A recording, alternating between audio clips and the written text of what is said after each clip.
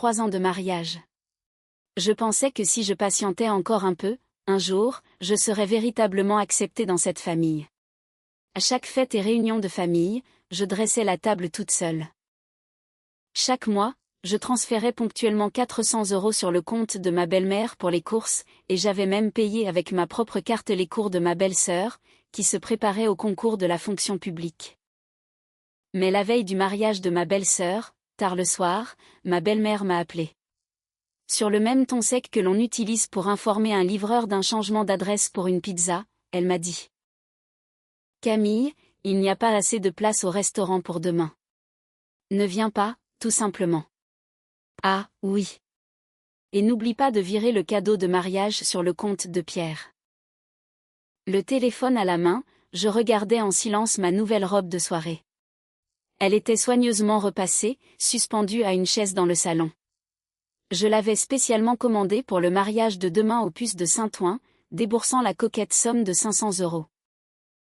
J'ai soigneusement plié la robe, puis je l'ai rangée tout au fond de l'armoire. Ensuite, j'ai ouvert l'application d'une compagnie aérienne, et j'ai acheté un billet d'avion pour Bali, avec un décollage prévu le lendemain matin à 7 h. Je pensais que j'allais éclater en sanglots, mais, en me regardant dans le miroir, j'ai vu que je souriais sans faire de bruit. Avant de commencer mon récit, je vous serais très reconnaissante de bien vouloir liker cette vidéo et de vous abonner à la chaîne.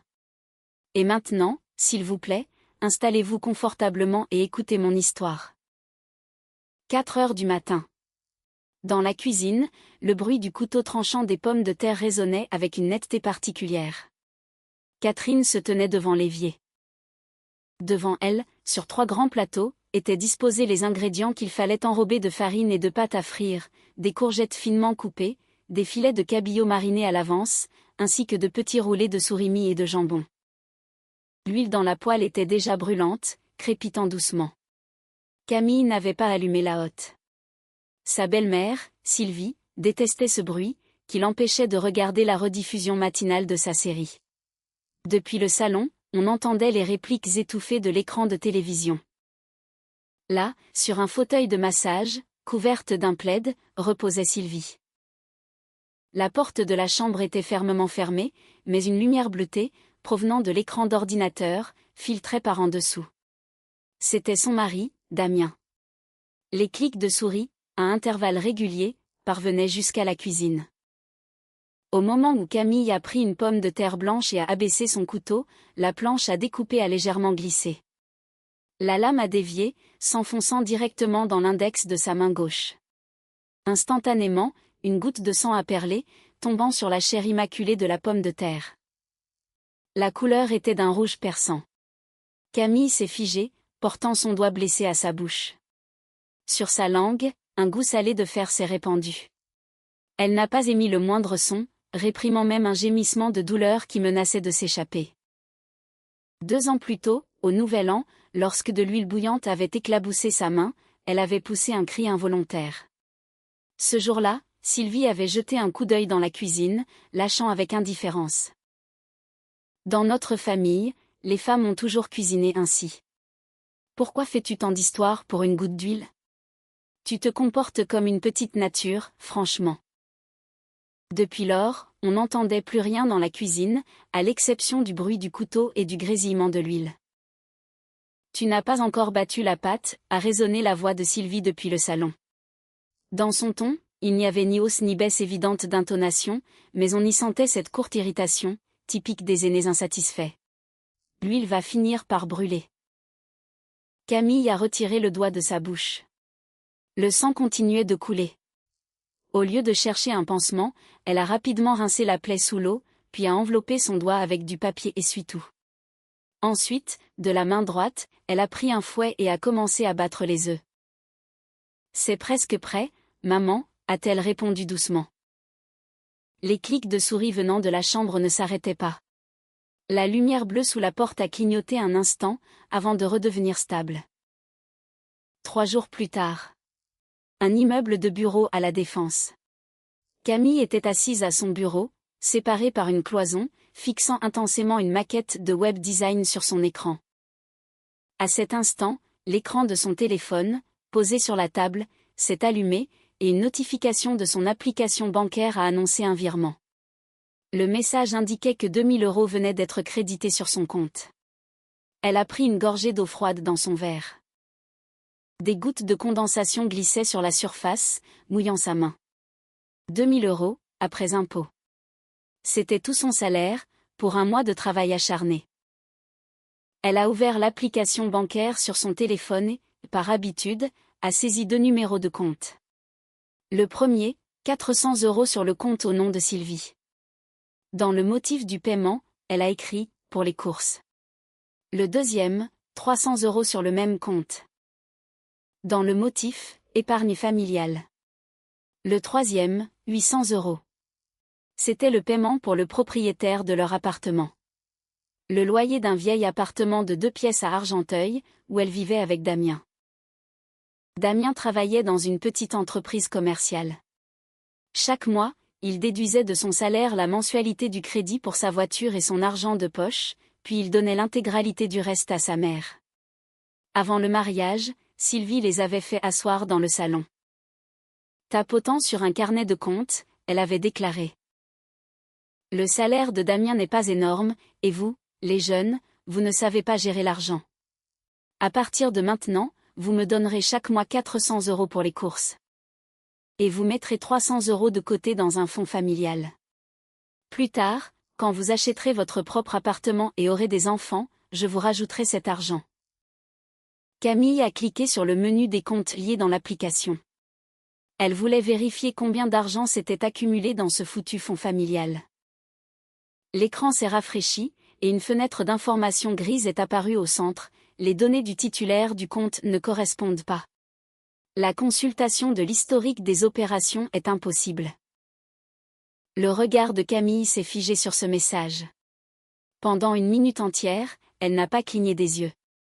Ensuite, elle a appuyé sur le bouton latéral du téléphone pour éteindre l'écran. Sur la surface noire, son visage sans expression s'est reflété. Elle n'a même pas soupiré, elle a simplement rempli à nouveau son verre vide avec de l'eau froide, l'a bu d'un trait à moitié. Puis, elle a replacé ses mains sur le clavier, et a commencé à apporter des modifications sur la maquette. Le même jour, dans l'après-midi, alors que Camille étendait des chemises propres sur le séchoir du balcon, son téléphone, laissé sur la table basse du salon, s'est mis à sonner bruyamment. Sur l'écran clignotait le nom de Sylvie. Elle s'est essuyé les mains humides sur ses vêtements et a décroché. Camille, la voix de Sylvie est allée droit au but, sautant les salutations. Inès dit que son professeur au cours particulier ne sait pas du tout expliquer. À Paris, ils ont ouvert un nouveau groupe de préparation intensive. Ça coûte 1000 € pour 3 mois. Tu pourrais avancer l'argent en attendant ? Ah, la belle-sœur. Inès essayait pour la 3e année consécutive de passer le concours de la fonction publique. C'était sa 2e tentative après un 3e échec. Camille a regardé le col déjà jauni de la chemise de Damien, suspendu sur le séchoir, et a ouvert la bouche. « Maman, ce mois-ci, c'est un peu serré financièrement pour moi. Je viens juste de payer le loyer, et il me reste encore les factures d'eau et d'électricité à régler. » Un silence pesant s'est installé à l'autre bout du fil. 1 seconde, 2, 3. Serré ? La voix de Sylvie est soudain devenue stridente, comme un grincement sur du verre. Quoi ? Je te demande de me donner cet argent ? Je te demande de nous faire un prêt, non ? Quand notre Inès réussira son examen et obtiendra ce poste bien au chaud, elle te remboursera tout immédiatement. Pourquoi comptes-tu le moindre centime avec ta propre famille ? Maman, ce n'est pas ce que je voulais dire. Sur mon compte, il ne reste vraiment. Ça suffit. On ne peut rien tirer de toi, la belle-mère a mis fin à la conversation de manière unilatérale. Camille a éloigné le téléphone de son oreille. L'écran n'avait pas encore eu le temps de s'éteindre qu'une notification de messagerie est apparue en haut. Un message de son mari, Damien, maman fait des efforts pour le bien de toute notre famille. Si Inès entre dans la fonction publique, ce sera bénéfique pour nous aussi. Aide-la, s'il te plaît.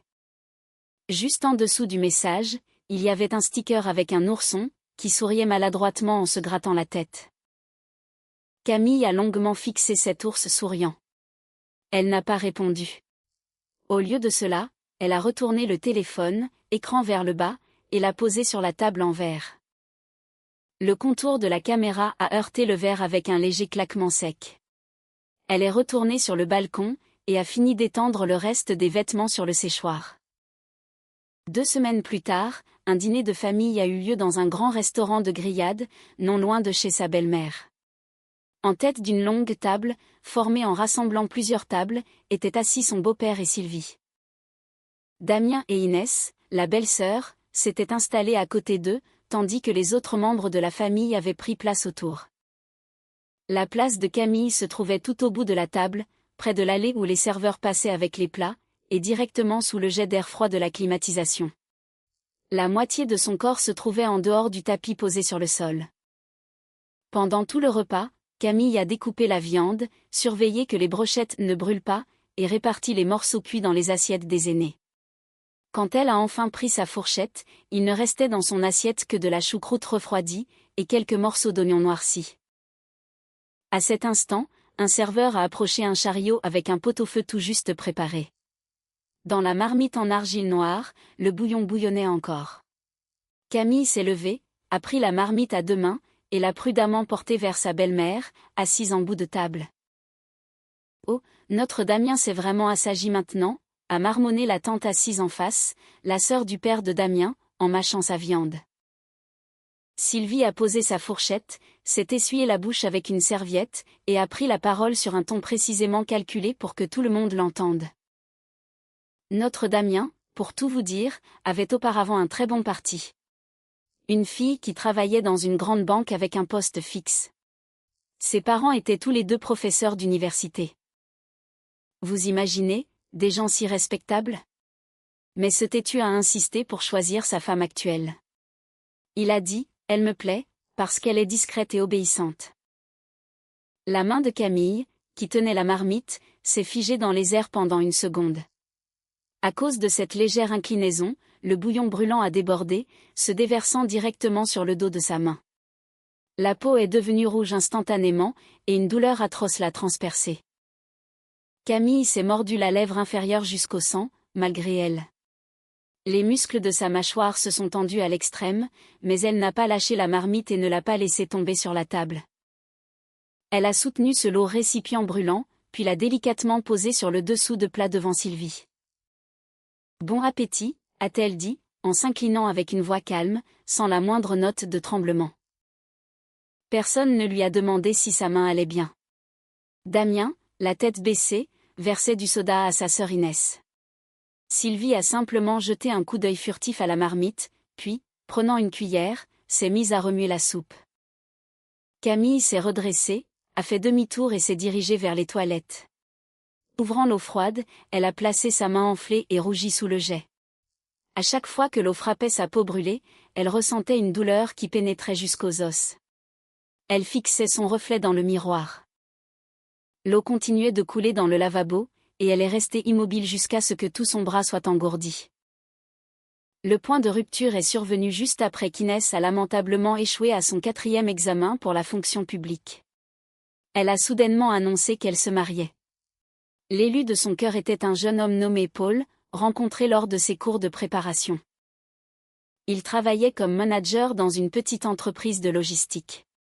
Quand Sylvie a appris la nouvelle pour la première fois, elle a passé une demi-heure à faire la morale à Inès au téléphone. C'est quoi ce mariage avec un homme qui n'a même pas un emploi convenable?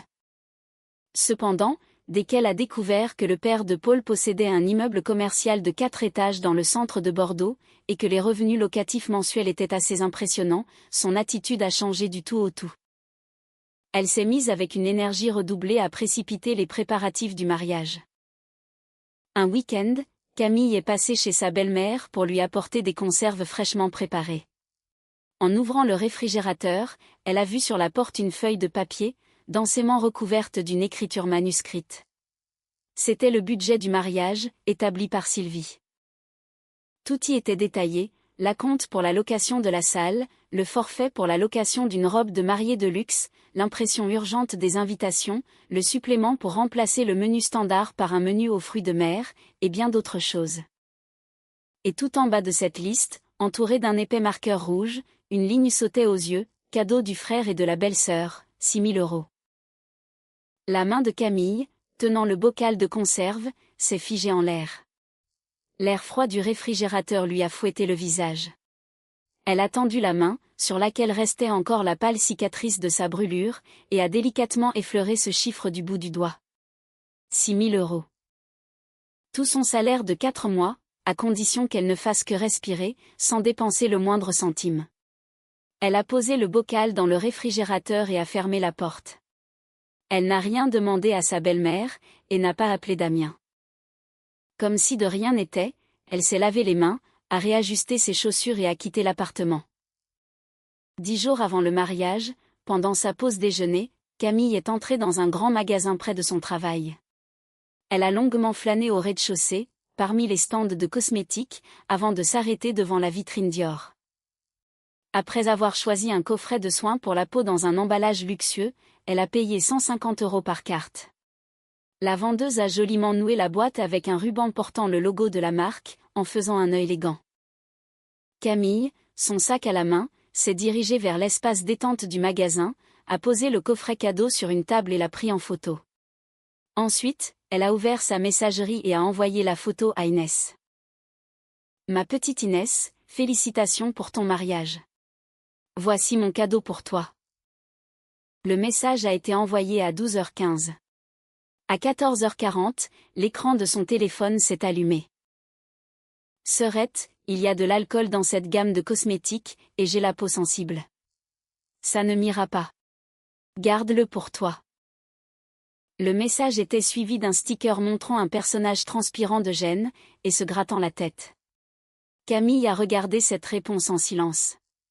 Sur la boîte, emballée par la vendeuse, il était clairement écrit « Pour peau sensible ». Elle n'a rien répondu d'autre. Se levant de son siège, elle a fourré ce sac à 150 € tout au fond de son casier au travail, le cachant derrière d'épais et vieux annuaires pour qu'on ne le voie plus. La veille du mariage, à 20h47, dans l'appartement d'Argenteuil. Camille se tenait devant le miroir en pied dans l'entrée. Elle portait une robe neuve, à peine sortie de son emballage, un haut rose pâle et une jupe gris foncé. La soie luxueuse chatoyait doucement sous la lumière de la lampe. C'était cette fameuse robe à 500 €, pour laquelle elle était spécialement allée au Puce de Saint-Ouen, afin de la porter au mariage de sa belle-sœur. Pendant qu'elle ajustait son col, le téléphone posé sur la table basse du salon s'est mis à sonner. Sur l'écran, le nom est apparu, Sylvie. Camille s'est approchée et a décroché. Maman. Camille, la voix de Sylvie était précipitée, comme si on la pressait. En arrière-plan, on entendait le bruit de chaises qu'on déplaçait. J'ai recompté les places pour demain. Ça ne passe vraiment pas. Du côté de Paul, 2 proches arrivent à l'improviste, donc il n'y a plus du tout de place à la table principale. Camille fixait son reflet dans le miroir en silence. L'ourlet de la robe reposait élégamment sur le sol. Donc, ne viens pas demain, tout simplement. Repose-toi bien à la maison. Le ton de Sylvie était absolument dénué d'émotion, comme si elle annonçait à un livreur que l'adresse de livraison de la pizza avait changé et qu'il fallait aller ailleurs. Camille n'a rien répondu. Sur le cadre du miroir était collée une photo de photomaton, prise lors d'un rendez-vous avec Damien dans un quartier animé. Sur la photo, Damien souriait largement et lui pinçait la joue avec espièglerie. Ah, oui, a ajouté Sylvie avant de raccrocher. À propos du cadeau de mariage de 6 000 €.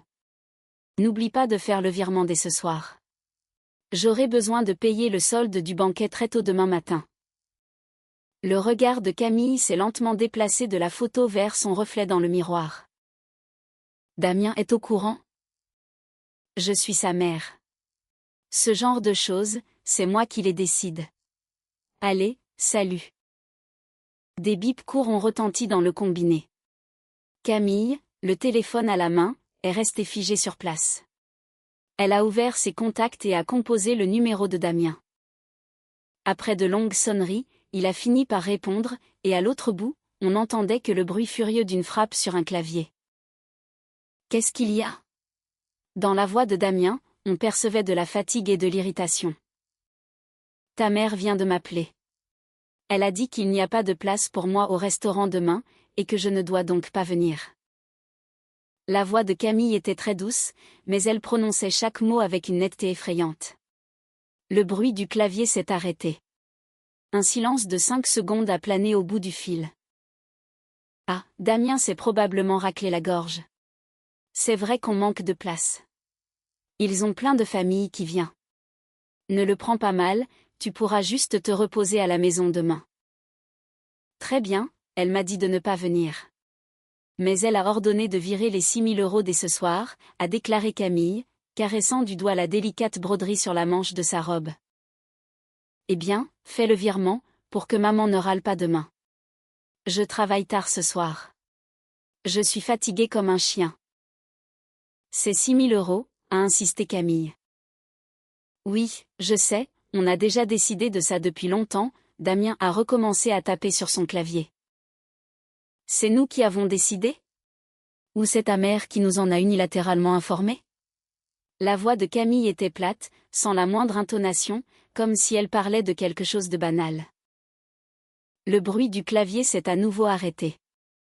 On a entendu Damien souffler avec retenue, réprimant son agacement. Tu recommences.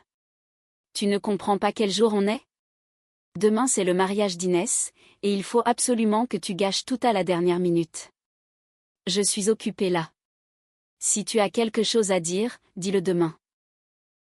Il a raccroché avec irritation. Camille a posé le téléphone sur la table en silence. Elle s'est dirigée vers l'entrée et a dégrafé sa robe. Ses mouvements étaient très lents et méticuleux. Elle a retiré la robe, l'a pliée soigneusement le long des coutures, puis l'a rangée dans une housse à vêtements pour ne pas la salir. Ensuite, elle a ouvert l'armoire et l'a poussée tout au fond. Entrant dans la salle de bain, elle a allumé la douche. Pendant que l'eau chaude coulait sur ses cheveux et son visage, elle s'est lavée en silence, les yeux fermés. Après s'être essuyée avec une serviette et avoir enfilé un pantalon de pyjama, Camille s'est assise au bord du lit. Des gouttes d'eau tombaient de ses cheveux mouillés sur le lino, laissant des taches rondes. Elle a pris son téléphone et a ouvert une application de réservation de vol. Lieu de départ, Paris. Destination, Bali. Date, demain, 7h05 du matin. Elle a choisi un siège côté hublot, a entré le numéro de sa carte de crédit et a appuyé sur le bouton « Payer ». Au centre de l'écran, une coche verte est apparue avec l'inscription « Réservation confirmée ». Elle pensait qu'elle allait éclater en sanglots, que toute l'amertume, l'humiliation et les tentatives désespérées et vaines d'obtenir de la reconnaissance ces 3 dernières années allaient éclater au grand jour sous forme de larmes. Mais lorsqu'elle a passé la main sur sa joue, il n'y avait rien d'autre que l'humidité de la douche. Son regard était fixé sur l'écran affichant le numéro de vol. Et soudain, les coins de ses lèvres se sont étirés vers le haut. Elle a compris qu'elle souriait, sans faire de bruit. 5h30 du matin. Le soleil n'était pas encore levé. Dans les rues d'Argenteuil, il n'y avait pas une âme. La lumière jaune des lampadaires tombait sur les épaules de Camille, projetant une longue ombre sur l'asphalte. Elle ne portait pas de robe de soirée. Elle était vêtue d'un trench coat beige, et portait des chaussures plates et confortables. Dans sa main droite, elle tenait la poignée d'une valise cabine. Un taxi a surgi d'un coin de rue et s'est arrêté devant elle. Le chauffeur est descendu et l'a aidé à ranger la valise dans le coffre. Avant de monter dans la voiture, Camille s'est retournée une dernière fois pour regarder le 5e étage de leur immeuble. La fenêtre de l'appartement où elle vivait avec Damien était plongée dans une obscurité épaisse. Damien, rentré tard du travail la veille, dormait sûrement à point fermé en ce moment. Installée sur le siège arrière, elle a ouvert sa messagerie et a cliqué sur le profil de Damien. Je serai absente pendant quelques jours. Ne me cherche pas. Elle a appuyé sur « Envoyer ». Ensuite, elle a retiré la coque de son téléphone, a sorti un trombone de la petite poche de son sac et l'a inséré dans la fente de la carte SIM. Retirant la puce qui venait de sauter, elle l'a rangée dans une poche secrète à fermeture éclair de son portefeuille, puis a glissé le téléphone éteint dans la poche de son manteau. À l'aéroport Charles de Gaulle. Terminal 2, s'il vous plaît, a-t-elle dit au chauffeur. 7h50 du matin. Camille était assise, profondément adossée au siège de l'avion en partance pour Bali. Dans sa main, elle tenait un gobelet en plastique rempli d'eau glacée, que l'hôtesse de l'air lui avait donné. À chaque mouvement, la glace tintait joyeusement. L'avion a puissamment accéléré sur la piste de décollage. Son corps a été plaqué contre le siège par la force de l'accélération, et les bâtiments en dessous devenaient de plus en plus petits, se transformant en cubes de jouets. 9h du matin. Le hall du domaine de mariage, dans un quartier prestigieux, était d'une luminosité éblouissante. Les climatiseurs fonctionnaient si fort qu'il y faisait frais. Sylvie portait un tailleur violet foncé très cher, fait sur mesure, et une énorme boutonnière rose ornait sa poitrine. Elle se tenait derrière le comptoir de réception des cadeaux, serrant son téléphone dans sa main comme si elle voulait l'écraser. Elle a ouvert l'application bancaire, a vérifié l'historique des transactions, et a fait glisser son doigt vers le bas de l'écran pour rafraîchir. Rien.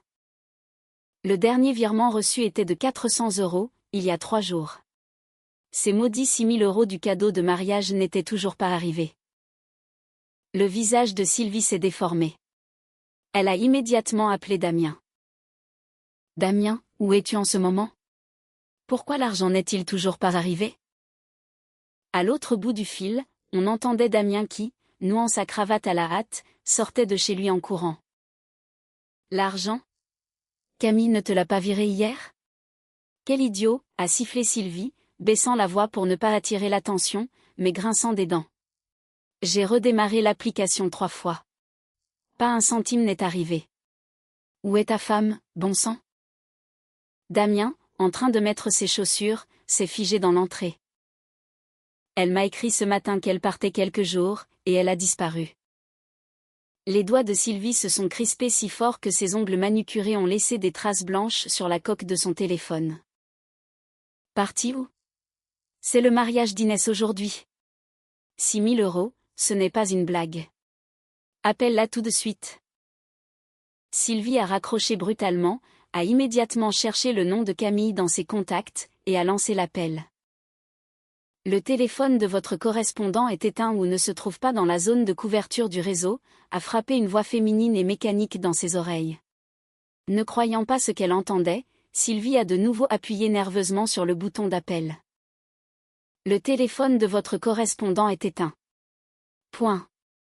Elle a appelé 5 fois de suite, mais n'a entendu en réponse que le message froid et sans vie de la messagerie vocale. À chaque répétition de ce message, elle avait l'impression que quelqu'un lui donnait une gifle. Le visage de Sylvie est d'abord devenu cramoisi, puis d'une pâleur cadavérique. Des gouttes de sueur froide ont perlé sur son front poudré. 11h du matin. La cérémonie a enfin commencé. Les invités arrivaient dans un flux incessant.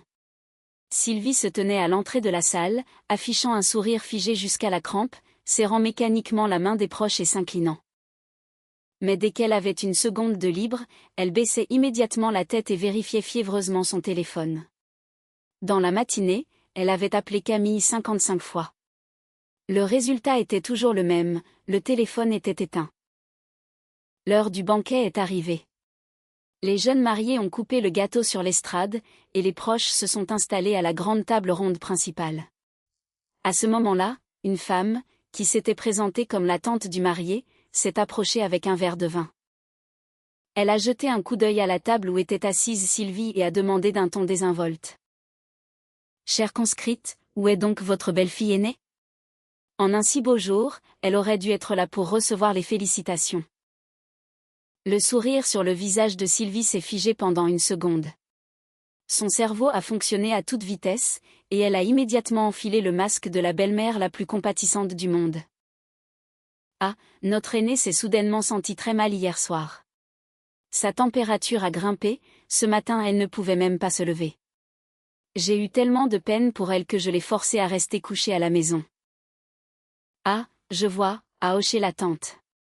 Mais dans ses yeux, on lisait 7 parts de doute et 3 parts de méfiance.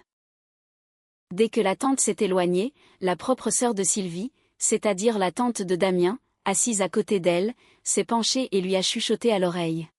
« Qu'est-ce qui te prend? Hier soir, tu m'as dit que tu lui avais toi-même ordonné de ne pas venir parce qu'il n'y avait pas de place, et maintenant, soudainement, elle a de la fièvre. Qu'est-ce que tu vas faire si vos versions se contredisent? Sylvie a brusquement tourné la tête et, les yeux foudroyants, a craché entre ses dents. Ma sœur, s'il te plaît, tiens ta langue.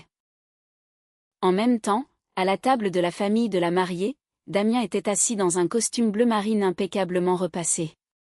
Son visage était émacié, comme s'il n'avait pas dormi depuis plusieurs nuits. Il n'avait même pas touché aux plats exquis de fruits de mer posés devant lui. Depuis 9 heures du matin, il avait envoyé plus de 20 messages à Camille sur Telegram. Où es-tu en ce moment? Qu'est-ce qui se passe? Maman réclame cet argent, elle devient complètement folle. Fais le virement d'abord. Si tu continues à te cacher, j'irai à la police. À côté de chacun de ces messages, une seule coche grise s'affichait obstinément. Elle n'avait aucune intention de se transformer en une double coche. Camille ne lisait même pas ses messages. Damien avait l'impression qu'une énorme éponge gorgée d'eau était coincée dans sa poitrine, rendant sa respiration difficile. Il a violemment repoussé sa chaise, s'est levé et a quitté la salle de banquet. Dans les toilettes, où flottait une odeur de désodorisant bon marché et où le moteur bruyant du ventilateur vibrait, il est entré dans la cabine la plus éloignée et s'est enfermé. Fixant cette coche grise moqueuse sur l'écran de son téléphone, il a soudainement serré le poing droit et a frappé le mur carrelé de toutes ses forces. Une douleur sourde a transpercé les articulations de ses doigts et s'est propagée dans tout son bras. Haletant, épuisé, il a glissé sa main dans la poche intérieure de sa veste. Le bout de ses doigts a palpé quelque chose de dur, en papier. Il l'a sorti et a vu une enveloppe blanche immaculée, même pas cachetée. C'était l'enveloppe pour l'argent, qu'il avait acheté la veille dans un magasin en rentrant du travail. Il était absolument certain que ce matin, Camille aurait mis sa magnifique robe à 500 €, qu'elle attendait avec tant d'impatience, aurait rempli cette enveloppe d'espèces ou d'un chèque de 6 000 €, et l'aurait respectueusement offerte à sa mère à 2 mains. Le bruit du ventilateur au-dessus de sa tête ne s'arrêtait pas. Damien, la tête baissée, frottait machinalement avec son pouce le bord de l'enveloppe blanche vide, avec son ouverture béante. À l'intérieur, bien sûr, il n'y avait rien. Il a froissé l'enveloppe vide, l'a jetée dans la corbeille à papier, a donné un coup de pied dans la porte et est sorti. En même temps, dans le hall du domaine. Les invités étaient déjà partis, et les femmes de ménage faisaient rouler bruyamment des chariots en acier inoxydable, arrachant des tables les nappes tachées de bière et de restes de nourriture. À chaque nappe arrachée, le son triste du frottement du tissu résonnait, tandis que flottait dans l'air une odeur nauséabonde, mélange de bière éventée et de lys flétrie. La belle-mère, Sylvie, était assise seule à la table numéro 14, qui n'avait pas encore été débarrassée, juste en face du comptoir de réception des cadeaux. Devant elle se trouvait l'épais livre d'or des invités, et à côté, une grande calculatrice. Regardant par-dessus ses lunettes de lecture, elle scrutait les chiffres dans le livre, et tapait furieusement avec l'index de sa main droite sur les touches de la calculatrice. Le montant total des cadeaux du côté du marié correspondait exactement à ce qui était attendu, mais le chiffre dans la colonne, total, du côté de la mariée était désespérément bas. Il manquait exactement 6 000 €. Précisément la somme que son fils aîné et sa belle-fille auraient dû apporter. À cet instant, le téléphone de Sylvie a vibré. L'écran s'est allumé, affichant un message du service comptable du domaine, exigeant le paiement, Madame Leroux, le solde pour la location de la salle et le banquet, d'un montant de 3 500 €. N'a pas été réglé. Nous vous prions d'effectuer le paiement sur le compte indiqué dans un délai de 3 jours. En cas de retard, conformément au contrat, le dossier sera transmis au service juridique.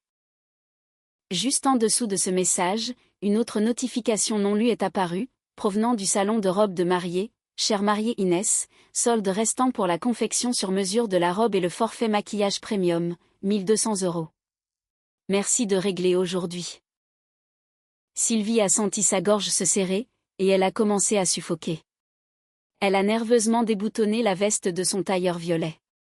Fouillant au fond de son sac en cuir de crocodile, elle en a sorti un vieux livret de caisse d'épargne. C'était ce même livret, à la couverture effacée avec le logo de la banque, sur lequel elle obligeait Camille à virer 300 € chaque mois pour l'épargne familiale.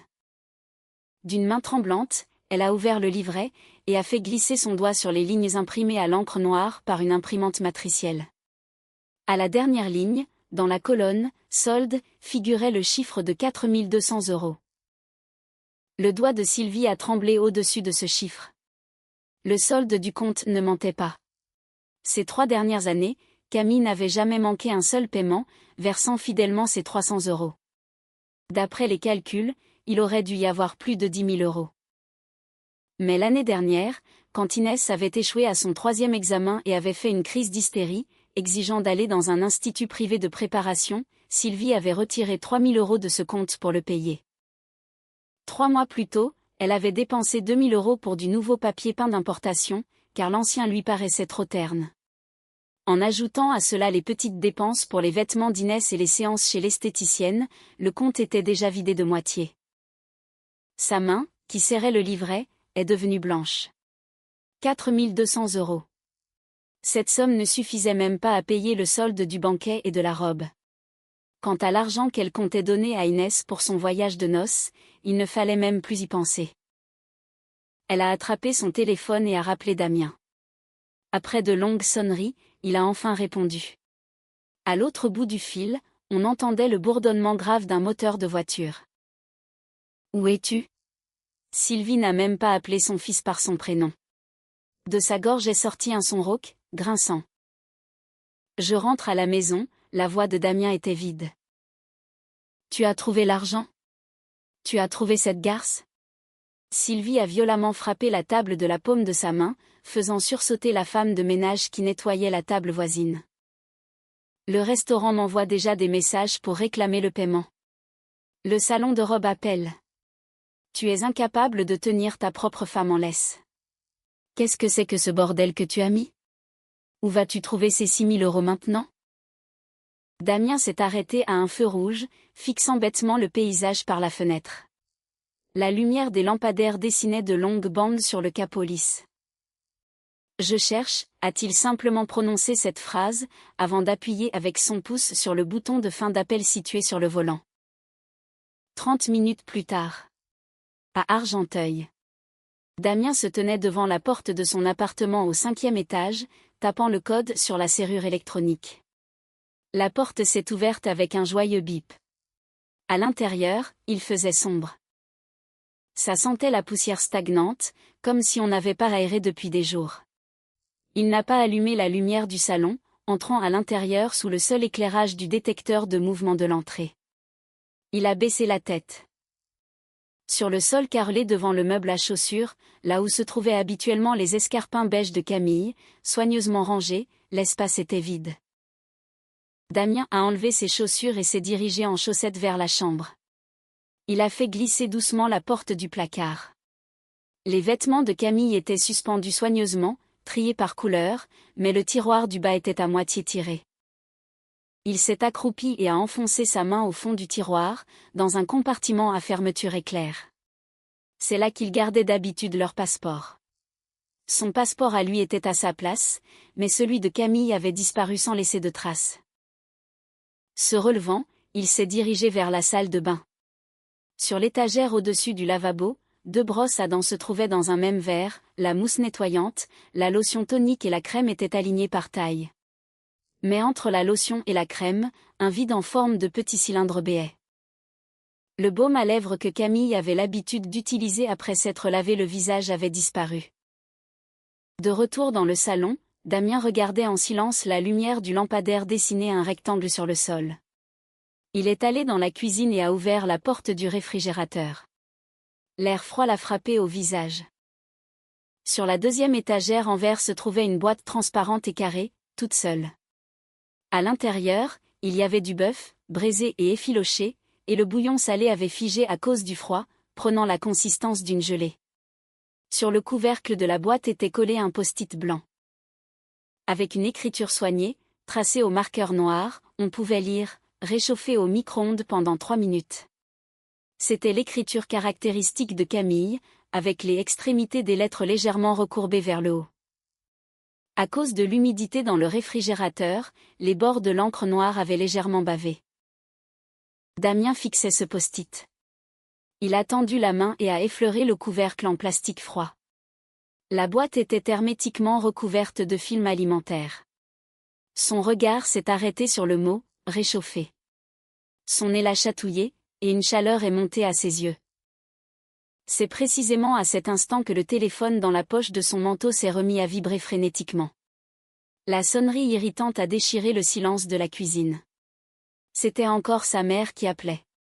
Damien, regardant les lettres clignotées sur l'écran, a appuyé sur le bouton pour répondre.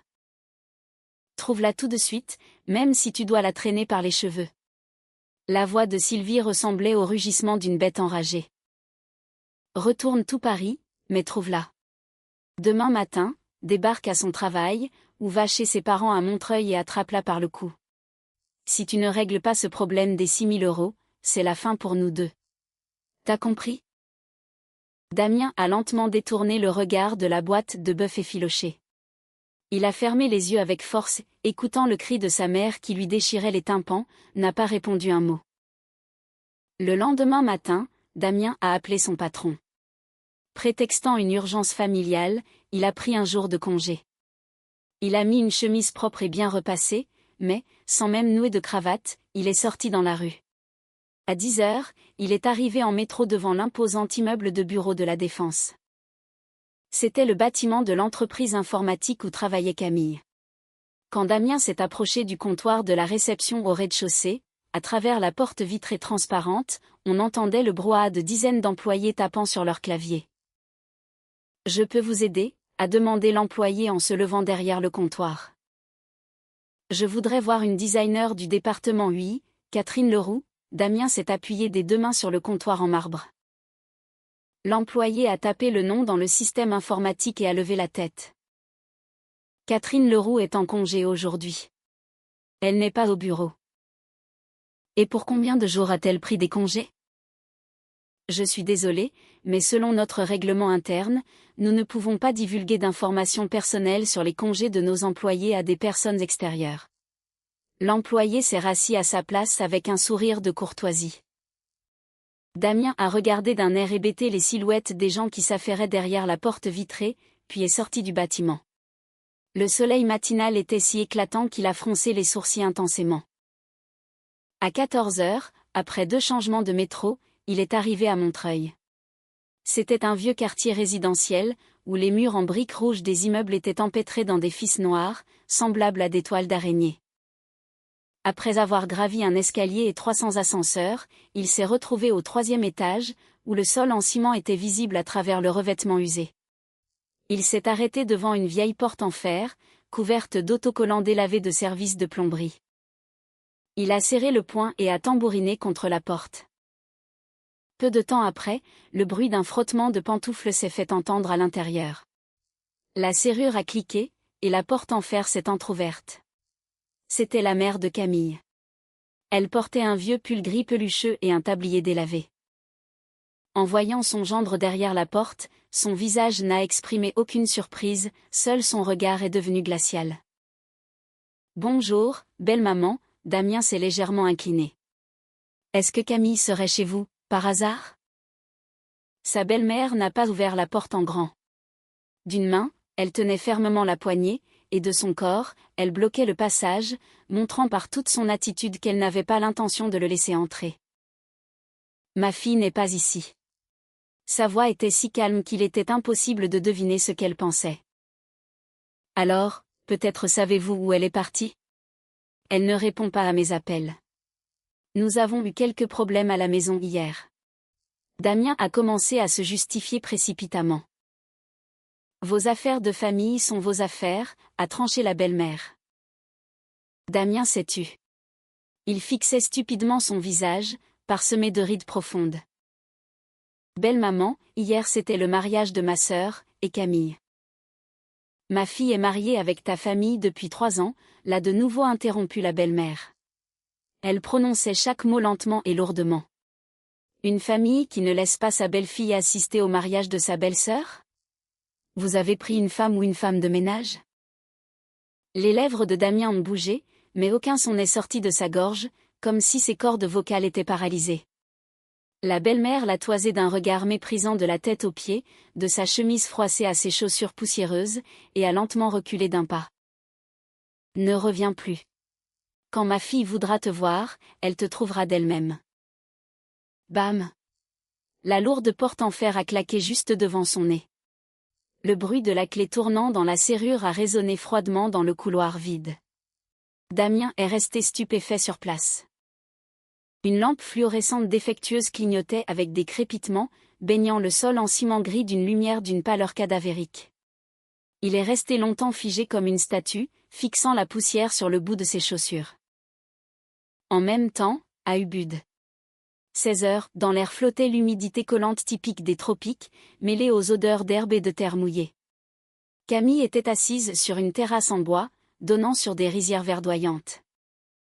À chaque souffle de vent, les feuilles de riz bruissaient, tandis que les palmiers, que l'on apercevait au loin sous un ciel d'un bleu intense, restaient immobiles, comme sur un tableau. Au lieu de son costume de bureau étouffant et de son lourd manteau, elle portait une robe d'été légère à fines bretelles avec un imprimé floral, dévoilant ses épaules. Le soleil tropical se reflétait sur son bras, posé sur la rambarde en bois, et des gouttes de sueur scintillaient sur sa peau. Sur la petite table ronde en bois à côté d'elle, se trouvait une noix de coco bien fraîche avec le dessus soigneusement coupé. Des gouttes de condensation glissaient le long de sa surface et s'imprégnaient dans le bois.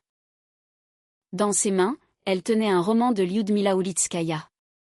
Sous l'effet de l'humidité, les pages s'étaient agréablement humidifiées.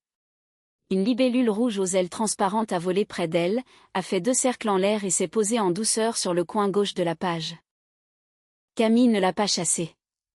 Elle a simplement observé en silence la petite créature, qui s'accrochait au bord du papier avec ses pattes fines. Elle a posé le livre et a pris son téléphone, posé sur le bord de la table. Depuis le matin de la veille, il était en mode avion. Elle a glissé son doigt sur l'écran, a ouvert le centre de contrôle et a touché l'icône de l'avion. L'icône de l'antenne dans la barre d'état a clignoté 2 fois, puis le téléphone a commencé à vibrer frénétiquement, ne s'arrêtant pas pendant plus de 30 secondes. Des dizaines de notifications ont déferlé en même temps, créant une cacophonie épouvantable. Elle a ouvert sa messagerie, 147 messages non lus de son mari, de sa belle-mère, et même de sa belle-sœur, qui était censée être en lune de miel. Des messages longs et courts ont rempli tout l'écran.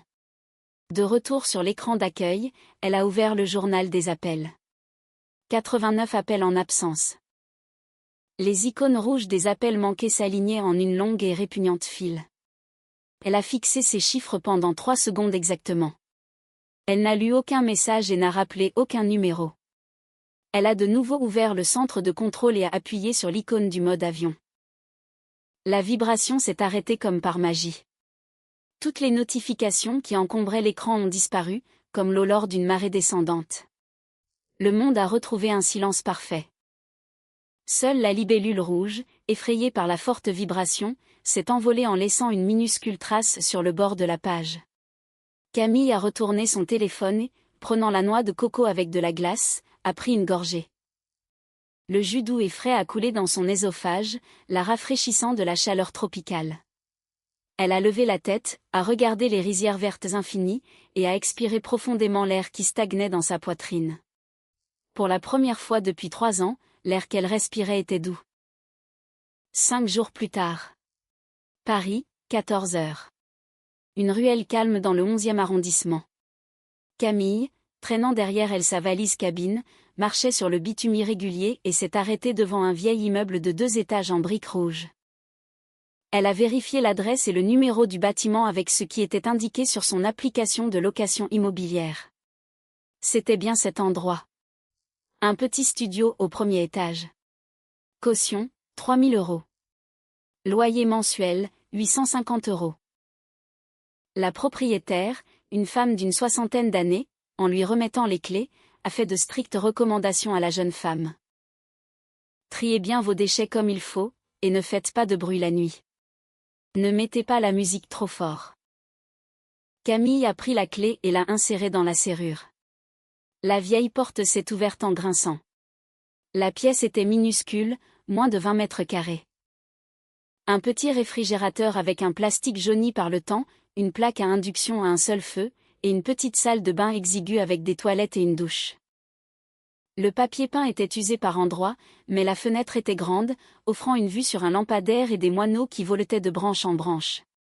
Camille a poussé sa valise dans un coin et a fermé la porte. La caution de 3 000 €, elle l'avait virée à la propriétaire ce matin même, dès son arrivée à l'aéroport. L'origine de cet argent était son plus grand secret au cours des 3 dernières années. Chaque mois, après avoir reçu son salaire, donné 400 € à sa belle-mère et 800 € pour le loyer à Argenteuil, elle parvenait à grappiller 50 à 70 € sur ses propres dépenses courantes pour les virer sur son compte secret. Elle n'achetait que des légumes bradés au supermarché, portait le même manteau acheté il y a 3 ans, et tremblait sur chaque centime, se refusant même une tasse de café dans la rue. Ainsi, centime après centime, sur 36 mois, une somme impressionnante de 3 000 € s'était accumulée.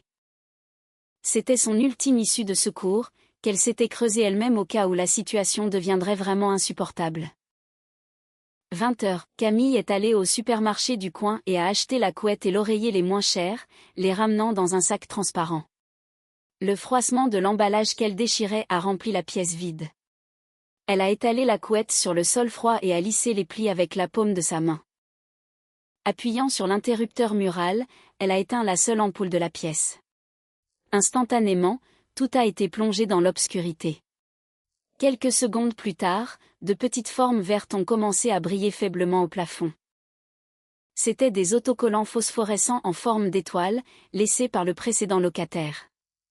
Ils étaient déjà délavés par le temps, mais dans l'obscurité totale, ils émettaient obstinément de la lumière, comme pour prouver leur existence. Camille s'est allongée sur la fine couette, écartant les bras et les jambes. Le froid du sol dur pénétrait à travers le tissu, mais elle a complètement relâché les muscles de son dos, ressentant de tout son corps ce soutien solide. En regardant les étoiles phosphorescentes pâles au plafond, elle a souri lentement et doucement. Le lendemain matin. Un quartier central de Paris, où se concentrent les cabinets d'avocats, une rue où grouillent des gens en costume d'affaires avec des mallettes. Camille est montée au 3e étage d'un élégant immeuble de bureaux sur la rue principale. Sur la porte en verre dépoli, des lettres noires indiquaient « Cabinet d'avocat Anne Mercier ». Lorsqu'elle a ouvert la porte, une odeur mélangée de vieux papier pour photocopie et de café amer lui a frappé le nez. Maître Anne Mercier était une femme d'environ 45 ans. Coupe courte, lunettes à monture noire, et un pull gris foncé sans aucun bijou. Sur son bureau s'empilaient des piles de dossiers, et sur son écran d'ordinateur, au lieu d'une photo de famille, était épinglée une copie de son propre jugement de divorce. Camille s'est assise sur le canapé de la salle d'attente, et a posé sur la table le dossier qu'elle avait apporté. Détachant les rubans, elle a commencé à en étaler le contenu sur la table. Premièrement, 3 feuilles de relevé bancaire. Chaque transaction au nom de Sylvie, sur les 36 derniers mois, était clairement surlignée au marqueur. Deuxièmement, une pile de captures d'écran imprimées de sa messagerie. On y trouvait les exigences de sa belle-mère concernant le cadeau de mariage, ainsi que les messages de son mari, dans lesquels il lui demandait de payer les cours de sa sœur, faisant preuve d'une indifférence totale. Et enfin, elle a déposé délicatement une petite clé USB argentée sur la table.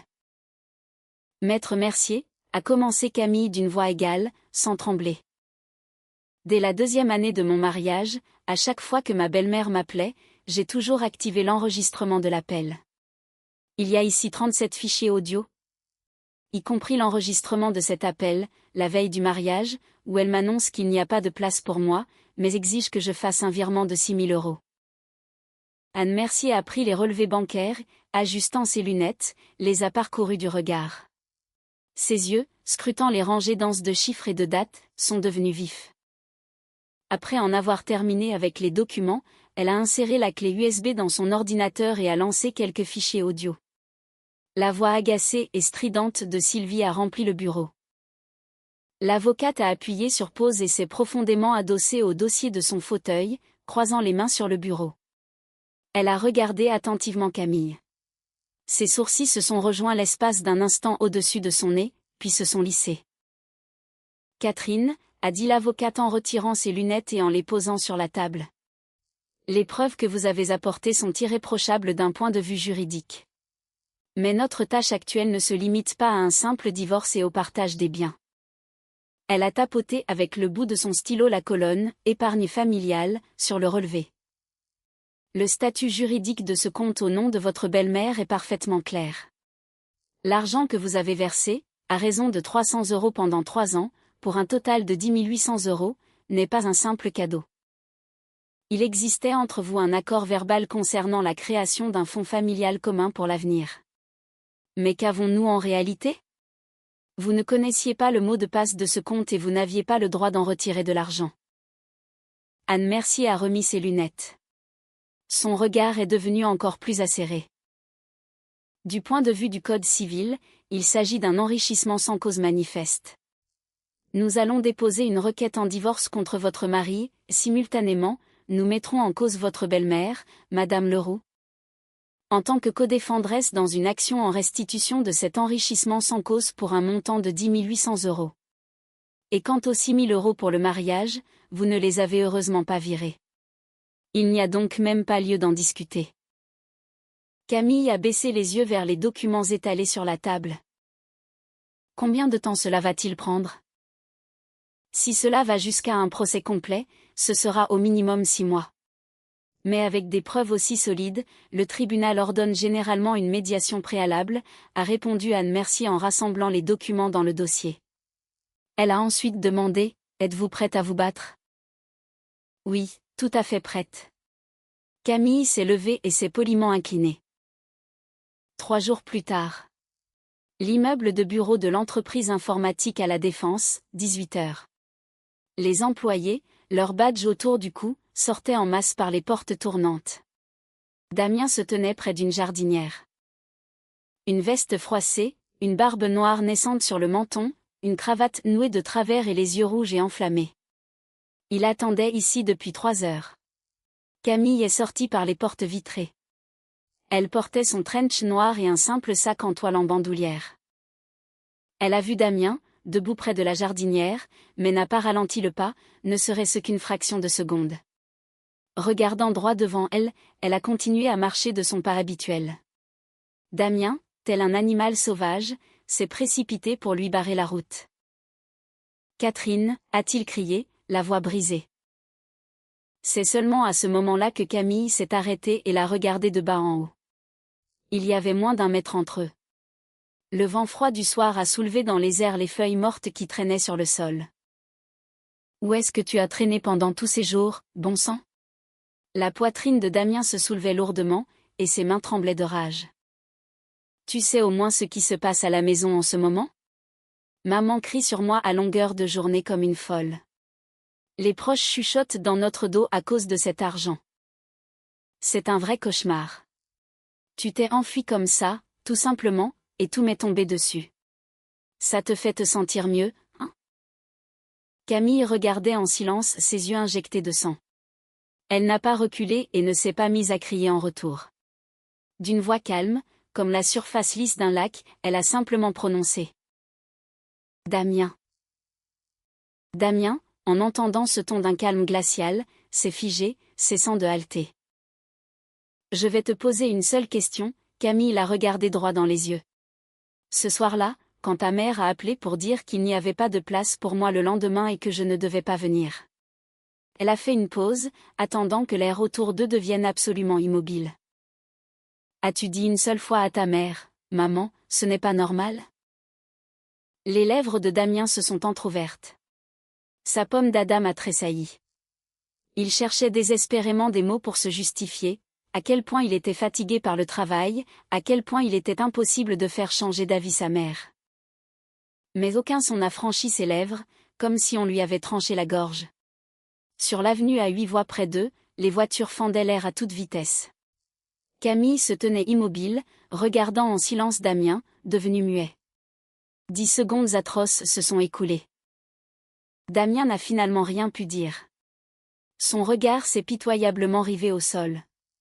Camille a regardé le sommet de sa tête baissée. Elle a levé la main et a lentement remonté la fermeture éclair de son manteau noir jusqu'au menton. La fermeture métallique, en se fermant, a émis un son sec qui a résonné de manière perçante dans l'air froid. J'ai déjà déménagé, a déclaré Camille. Je t'enverrai la carte de visite de mon avocate par message tout à l'heure. Elle a contourné Damien, figé sur place, et, sans la moindre hésitation, s'est dirigée vers l'entrée du métro. Les talons de ses chaussures battaient un rythme régulier sur les dalles du trottoir. Elle ne marchait pas vite, mais chacun de ses pas était ferme, comme si elle enfonçait des clous dans le bitume. Son dos droit, jusqu'à ce qu'elle disparaisse au coin de la rue, ne s'est pas retourné une seule fois. 2 mois plus tard. Tribunal judiciaire de Paris, 3e étage, salle de médiation. Au centre de la pièce, au mur blanc et sans âme, trônait une grande table ovale en bois foncé. D'un côté de la table était assise Sylvie. Pour faire impression, elle avait mis ce même tailleur violet foncé qu'elle portait au mariage d'Inès. Mais elle n'avait pas remarqué qu'il restait encore, sur la manche gauche, une tache terne de sauce avec laquelle elle s'était salie ce jour-là au restaurant. Damien était assis à côté de sa mère, la tête baissée, fixant ses genoux. En face d'eux, étaient assises Camille et Anne Mercier. Elle n'a pas voulu venir d'elle-même. Qui l'y a obligée? Dès que la procédure a commencé, Sylvie s'est mise à crier en tapant du poing sur la table. Et maintenant, elle demande elle-même le divorce, et elle essaie en plus de nous soutirer notre argent. Où a-t-on vu des lois pareilles?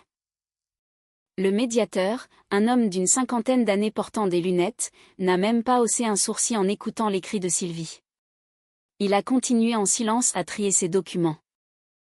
Lorsque Sylvie, à bout de souffle, s'est tue pour reprendre sa respiration, Anne Mercier a sorti la petite clé USB argentée, l'a insérée dans son ordinateur portable et a mis le son au maximum. Écoutons d'abord cet enregistrement, pour clarifier qui a ordonné à qui de ne pas venir au mariage, a-t-elle dit, avant d'appuyer sur la barre d'espace. Un silence de mort a régné dans la pièce insonorisée.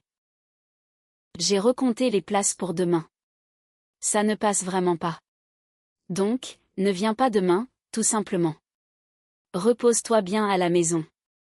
Damien est au courant? Je suis sa mère. Ce genre de choses. C'est moi qui les décide. Ah, oui.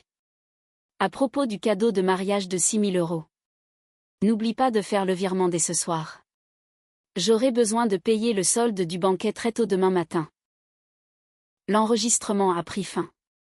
Le visage de Sylvie est devenu pourpre.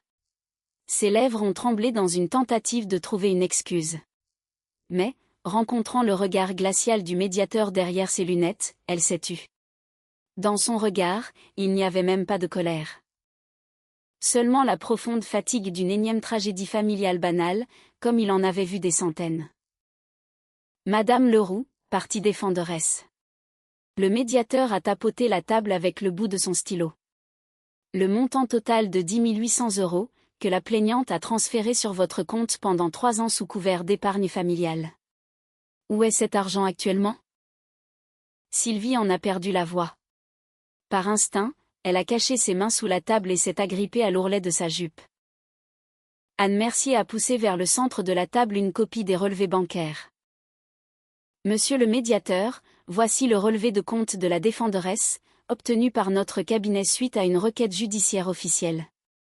Cet argent n'a jamais été utilisé pour la vie commune ou l'achat d'un logement pour la plaignante et son mari. La défenderesse, Madame Leroux, a retiré cet argent et l'a dépensé pour ses besoins personnels, comme la rénovation de son salon, et l'a également utilisé illégalement pour payer les cours de sa fille adulte. Il s'agit là d'un enrichissement sans cause manifeste. Au cours de l'heure qui a suivi, toute l'arrogance de Sylvie a été écrasée et piétinée, telle une feuille de papier face à des preuves irréfutables, des documents financiers estampillés et des enregistrements audio. Enfin, le protocole d'accord est sorti de l'imprimante et a été posé sur la table. Le résultat était d'une clarté brutale. Premièrement, Sylvie avait l'obligation, sous une semaine, de restituer l'intégralité de la somme de 10 800 €, versée par Catherine sur le compte d'épargne familiale. Deuxièmement, le défendeur, Damien, était tenu de verser à la plaignante, Catherine, une indemnité pour préjudice moral d'un montant de 3 000 €. Troisièmement, le solde des loyers de l'appartement à Argenteuil, jusqu'à la fin du bail, serait intégralement pris en charge par Damien. Damien a pris un stylo à billes, d'une main tremblante, a signé sur la dernière page du protocole. Seul le bruit du stylo grattant le papier brisait le silence de la pièce. Sylvie, après avoir signé le document, s'est affaissée sur sa chaise, comme si on lui avait retiré tous ses os, et a fixé stupidement le plafond. Camille a pris sa copie du protocole. Après s'être assurée de la présence du tampon rouge du tribunal, elle a plié la feuille en deux et l'a rangée dans son sac en toile. Se levant, elle a fait un léger signe de tête au médiateur et, avec Anne Mercier, a quitté la pièce. Ce jour-là, le soleil à l'extérieur du tribunal brillait d'un éclat aveuglant. Le samedi de la même semaine, une fois la procédure de divorce totalement finalisée, Camille a pris le RER pour se rendre à Montreuil. Au rayon alimentaire du grand magasin près de la gare, elle a acheté 2 grosses grappes de raisins de choix et un assortiment de bœuf marbré haut de gamme. À la caisse, après avoir payé par carte, elle a également pris une carte cadeau du magasin d'une valeur de 500 €, glissée dans une belle enveloppe.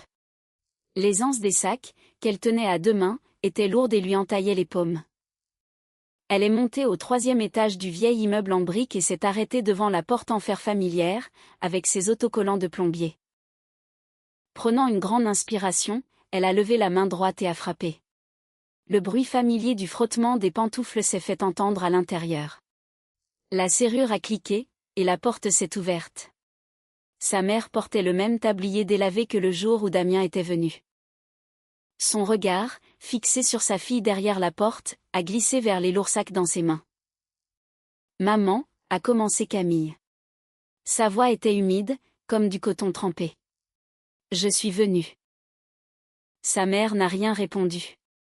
Elle a simplement regardé le visage de Camille en silence pendant environ 3 secondes.